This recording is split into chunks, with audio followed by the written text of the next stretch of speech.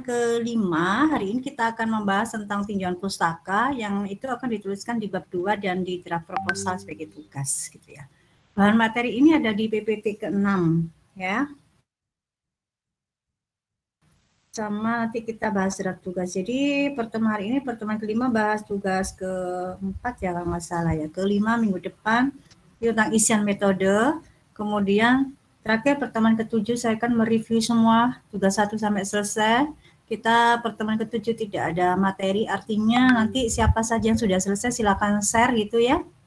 Kan saya koreksi yang sudah selesai sampai waktunya habis, kita main 1 jaman aja. Kemudian yang belum nanti silakan kan bisa memperdengarkan yang diperbaiki secara otodidak, gak apa-apa sambil mendengarkan mana-mana yang bisa diperbaiki gitu ya untuk pertemuan ketujuh ya. Jadi kemarin sudah launching jadwal UTS itu setelah tanggal 4. Nanti UTS yang kita nggak ada, hanya absenan ketujuh sebelum UTS. Gini, hari ini kita bahas teorinya kan, tugas teorinya. Kemudian minggu depan itu metodenya, ngisi metode di pertemuan ke-6, ke-7 saya akan mereview yang sudah selesai. Jadi yang sudah selesai silakan nanti share di Jimit gitu di pertemuan ke-7 ya. Nggak mungkin semua ya, karena akan terbatas waktu, nanti beberapa orang. Kemudian nanti yang lainnya tidak di-share, itu artinya berkesempatan untuk memperbaiki secara otodidak ya, kan bisa mendengarkan ya mana-mana sama apa ya yang perlu direvisi, yang mana nanti diperdengarkan saja. Nanti pasti kesalahannya biasanya sih mirip-mirip gitu ya, ada petunjuk-petunjuknya di sana. Kemudian pertemuan 8 kita UTS-nya nggak ada soal, nanti tapi tetap saya share soal ya, karena kan harus disetor soalnya. Soalnya itu ya ini, buatlah draft proposal kayak gitu. Nanti dikumpulkan di pertemuan UTS ke sini, ke counting melalui email gitu ya, nanti di-emailkan, dikumpulkan saat hari H ujian, hari H dan jam H ujian, di email saya, nanti saya koordinasi counting di grup counting gitu ya. Silakan buka PPT ke-6, kita akan belajar tentang tinjauan pustaka. Saya akan share materi PPT ke-6.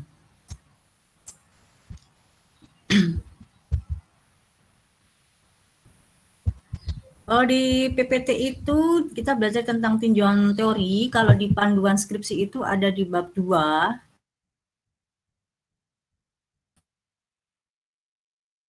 Deskripsi nanti ada di bab 2. Di draft proposal itu dulu sebagai petunjuk untuk membuat tips itu hanya ada di kuantitas. Anak-anak yang nggak memperhatikan gitu ya, nggak paham itu biasanya tugasnya itu di dalam naskah draftnya itu ada kalimat-kalimat tipe besar ya. Jadi bab 2 itu sebenarnya sangat dibutuhkan oleh orang-orang dengan pendekatan kuantitatif, riset kuantitatif. Tetapi kita sebagai peneliti pemula dan di panduan skripsi kita masih mengharuskan ada bab 2, maka kualitatif juga bisa memakai bab 2. Ada tinjauan teorinya ya. Tetapi tinjauan teori ini bukan untuk hipotesis, tetapi digunakan untuk menjadi peta berpikir ya, karena nanti ada kerangka pikir di 2.3. Tapi tugas kita tidak sampai kerangka pikir, nggak apa-apa, kita main ke diskusi dan penelitian terdahulu aja gitu ya. Oke, slide berikut. Sebenarnya tujuan dari tinjauan pustaka itu adalah untuk mencari teori atau konsep generalisasi yang kan sebagai landasan teori kerang dilakukan. Kerangka pikir itu digunakan sebagai peta bekerjanya, nanti hubungannya dengan bab 3 lingkup penelitian. Nah, itu nanti di sana. Kedua adalah untuk mencari metodologi yang sesuai dengan penelitian yang akan dilakukan. Jadi bab tinjauan teori itu nanti hubungannya memang ke metodenya ya, ke metodologinya di bab 3-nya. Memang itu karena dia berhubungan dengan telaah keilmuannya apa, dicari melalui metode apa. Kemudian ketiga untuk membandingkan antara fakta di lapangan dengan teori yang ada. Ini artinya bahwa bab 2 nanti itu adalah bukan berisi definisi kayak diskusi teoretik gitu, diskusi kayak literatur review. Jadi menurut ini adalah bukan begitu ya, nanti jangan sampai membuat kesalahan itu kalian deskripsi ya. Jadi bab 2 itu kayak literatur review, referensi yang kamu kalimat-kalimat diskusi. Nah, nanti ditaruh di dalam bab 2 itu, di 2.1 namanya teori konseptual. Nah, kemudian bab 2 ini juga digunakan untuk membandingkan fakta nanti. Nah, fakta itu adalah hasil. Jadi hasil itu ada di bab 4 atau bab 5 nanti penelitian kalian. Jadi bab 2 itu, teori-teori itu menjadi bahan analisa hasil. Bukan hanya sebagai pajangan, bukan hanya sebagai tempelan di bab 2. Yang kalian sajikan nanti di skripsi kalian itu harus punya makna ya, ada artinya, ada gunanya, ada manfaatnya, yaitu sebagai hasil di bab 4 atau bab 5 nanti gitu. Jadi tinjauan teori itu adalah dilakukan dengan membaca sumber-sumber pustaka. Bagaimana mencari tinjauan teori yang banyak itu? Kalau kalian nanti coba di googling ya, bab 2 di dalam skripsi itu isinya apa aja. Itu adalah kumpulan referensi baca. Nah, apa itu sumber pustaka? Di slide berikutnya ada. Sumber pustaka atau bacaan itu ada 2 jenis. Sumber bacaan umum, sumber acuan khusus. Acuan umum itu salah satu kan. Buku teks sekarang kalian kalau kuliah nggak punya buku ya, bacaannya ya bacaan-bacaan mata kuliah ya. Yaitu boleh yang ada hard copy-nya, boleh beli sendiri atau ke perpus atau koleksi bukunya ada di dalam laptop kalian masing-masing. Jadi mahasiswa itu kayak memang gitu ya. Jadi kalau kalian mahasiswa sekarang coba dicek, di rak buku ada berapa buku, di dalam laptop ada berapa buku, di keseharianmu baca buku berapa jam dalam sehari. Kalau kamu tidak hasilnya nol nihil gitu ya, ya udah silakan taubat ya, yuk kembali ke jalan yang benar. Kalau memang niat menjadi mahasiswa ya memang gitu kerjaan mahasiswa, kalau nggak mau ya silakan, itu pilihannya masing-masing. Ensiklopedia itu adalah kumpulan kayak pemikiran-pemikiran, temuan-temuan ekonomi gitu. Ekonomi syariah berbeda dengan ekonomi yang konvensional dan ekonomi klasik dan sebagainya. Nah, itu namanya ensiklopedia. Kemudian monograf, buku sumber acuan umum ada monograf. Monograf itu apa bedanya dengan buku teks? Monograf itu lebih kepada, ya, tapi dia bukan referensi. Kalau buku teks itu cenderung kepada referensi. Monograf itu adalah kayak ini loh, buku hasil penelitian. Nah, isi monograf itu sebenarnya judul-judulnya adalah bukan teori-teori dalam mata kuliah, tapi kayak judul kayak laporan-laporan penelitian yang sudah dibukukan secara ISBN dan dipublikasikan. Kayak gitu ya. Dan sumber-sumber teori konsep-konsep yang lain. Nomor 2 adalah sumber acuan khusus. Itu biasanya dia di dalam ada jurnal. Jurnal itu adalah kumpulan-kumpulan artikel. Artinya jurnal yang telah dipublikasikan. Buka aja di googling gitu. Banyak. Di kita di ekonomi pembangunan ada 2 jurnal. Jurnal Media Trend dan jurnal Bletik. Itu kalau mau menulis di sana baca-baca beberapa skripsi atau apa namanya riset-riset ekonomi pembangunan, baca di situ juga banyak. Silakan daftar di sana, buka aja googling Media Trend dan jurnal ekonomika pembangunan. Itu di ilmu ekonomi kita. Di ilmu ekonomi yang lain banyak banget. Search aja di googling gitu ya. Misalnya dia Cinta atau di Google Cendekia. Google Scholar ya. Kemudian dipublish, ada tesis, disertasi, hasil laporan penelitian, ada skripsi juga ya harusnya di situ. Kemudian ada majalah ilmiah. Majalah ilmiah itu adalah majalah yang dikeluarkan oleh lembaga instansi yang terkait dengan penelitian ya, kayak majalah kumpulan kayak UBI kayak gitu ya. Kemudian BPS, kemudian Bappenas dan sebagainya. Yang di sana biasanya alamat linknya adalah .go.id. Atau yang formal, nggak bisa majalah-majalah ilmiah abal-abal yang nggak bisa dipercaya sumbernya, nggak bisa. Laporan penelitian juga begitu, biasanya BI yang mengeluarkan, BPS, sebuah lembaga riset nasional, misalnya kan Semeru, kemudian riset institut, terus banyak lah, apalagi di Surabaya itu banyak, ada DSI ya, Demonstrate Indonesia itu ada banyak, coba di googling ya. Kemudian makalah seminar itu yang sudah dipublish ya, artinya itu namanya proceeding. Proceeding itu kumpulan artikel-artikel yang diseminarkan, dipublikasikan mulai proceeding namanya ya, beda dengan jurnal. Kalau jurnal itu yang tapi dipublish seminar biasanya dia dipresentasikan. Biasanya bentuknya dalam bentuk call paper kayak gitu. Kemudian di sumber-sumber di internet dan lainnya yaitu sumber yang bisnisasi, artinya sumber-sumber pustaka ini yang harus kalian baca untuk mengisi di poin 2. Ada Romawi 2 itu diskusitori dan penelitian terdahulu. Itu kemudian referensi. Referensi itu sumber pustaka ya, atau bacaan kita baik ya, bukan yang baik dan tepat. Yang baik itu jika satu relevan dengan bidang telaah ekonomi kita. Itu nanti saya ceknya adalah dengan kan kemarin kan sebut ya dengan bidang ilmu apa gitu. Dan juga di cek tugasnya itu saya cek di ini. Topik penelitian yang kalian share dengan observasi yang kemarin kan di story, observasi, tema, topik, dan judul itu kan. Kan saya cocokkan dengan teori-teori yang kalian isikan di bab 2, di draft proposal di bab 2 ya. Bukan sumber pustaka yang sudah usang. Referensi juga menjadi penilaiannya ya. Sumber referensi menjadi penilaiannya yaitu 5 tahun ke bawah. Berarti kalau sekarang 2022 berarti 2022, 2021, 2020, 2019, 2018. Jadi terakhir tahun referensi yang dipakai yang dikumpulkan untuk 2018. Yang berbobot ilmiah, artinya sumber-sumber acuan memiliki ciri-ciri atau sebuah riset gitu. Jadi bukan orang kayak di web yang nggak jelas begitu. Jadi kalau webnya ya web punya pemerintah dan bisa dipertanggungjawabkan. Kualitas penelitian tidak ditentukan oleh berapa jumlah pustaka yang dipakai ya.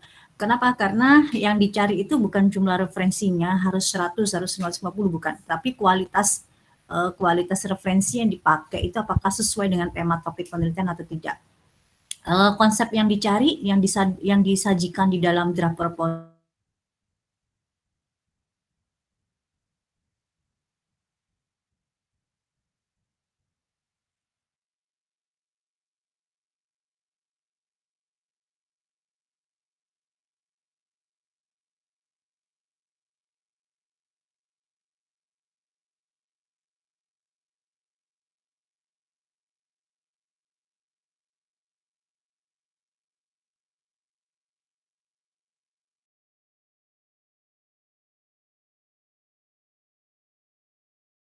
langsung dan kutipan tidak langsung itu namanya sitasi. Sitasi sumbernya dari mana? Bisa dari jurnal, bisa dari buku, dari proceeding dan lainnya.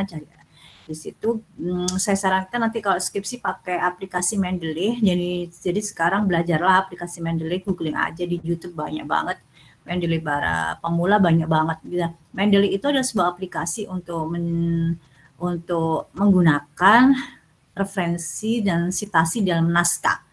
Biasanya kalau di dalam panduan skripsi kalian, kalau kalian sudah download ya pakai APA style. Nah, apa itu APA ya, APA style itu cari di panduan skripsi, di sana ada petunjuknya. Biasanya sih kalau APA style itu adalah nama akhir, kemudian tahun, kemudian titik judul buku, kemudian titik judul buku, kemudian penerbit terus titik 2 kota terbit gitu. Itu untuk buku. Kemudian kalau untuk jurnal atau artikel itu biasanya dia nama belakang, kemudian tahun, kemudian judul artikelnya ya, kemudian jurnalnya, kemudian volume jurnalnya, kemudian nomor jurnal, kemudian dan sampai kepada DOI ya, identitas link ininya, internetnya ya, ngelink kemana dia itu ada alamat DOI namanya, identitasnya itu sampai ke sana. Dan ada petunjuknya juga bahwa kalau nama buku yang ditulis miring adalah nama bukunya, kalau jurnal itu, kalau artikel itu dia yang ditulis adalah nama jurnalnya, bukan judul artikelnya, tapi judul jurnalnya. Jadi coba buka di panduan skripsimu ada itu apa style.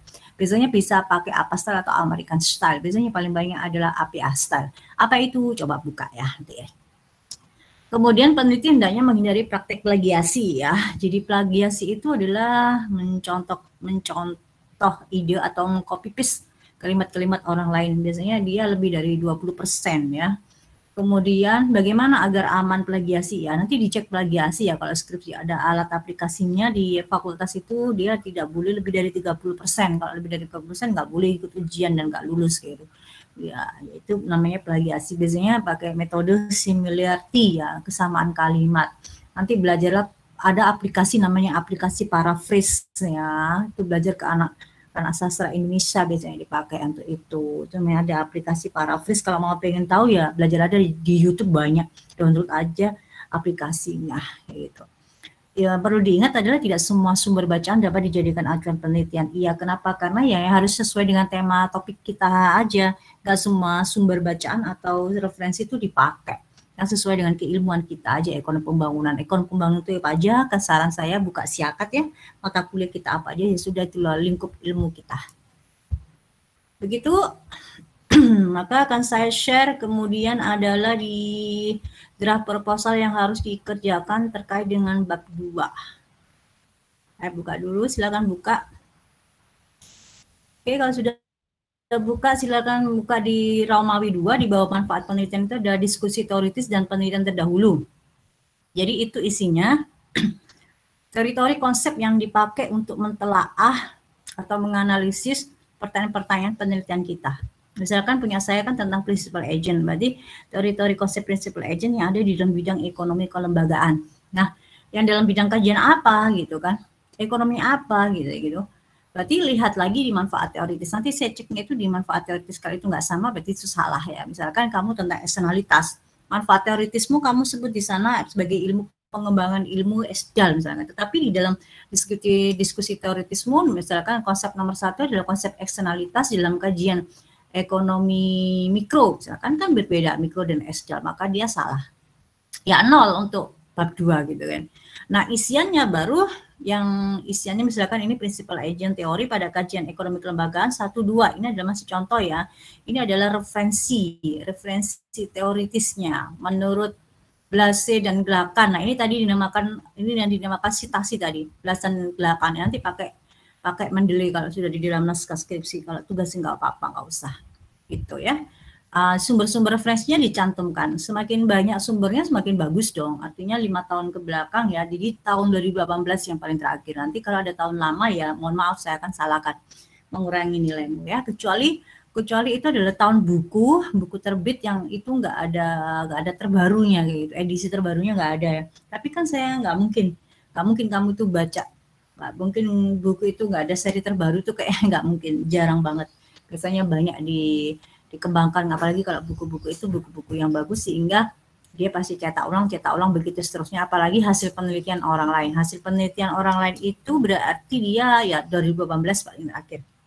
Itu diisi seterusnya begitu. Cari konsep-konsep teoritis yang berhubungan dengan hasil pembahasan yang akan dicari sesuai dengan telaah topik tema penelitiannya dan manfaat teoritisnya di dalam bidang ekonomi apa. Kemudian di kolom 4 ada penelitian terdahulu. Ini adalah isian nanti di bab 2 skripsi itu di 2.2 penelitian terdahulu, yaitu isinya adalah hasil-hasil penelitian orang lain yang sejenis, tema isunya sejenis gitu ya. Ini yang ditulis adalah nama pengarang atau nama penelitinya, tahun, judul artikelnya, dan jurnalnya. Harusnya ada jurnalnya itu. Dimuat jurnal apa, kemudian dituliskan juga perbedaannya dengan penelitianmu, dituliskan juga hasil penelitiannya apa, dengan metode apa, kemudian perbedaan dengan penelitianmu apa, gitu. Kenapa harus ada penelitian terdahulu? Karena penelitian terdahulu itu digunakan untuk melihat posisi penelitian kita di antara penelitian-penelitian orang lain, sehingga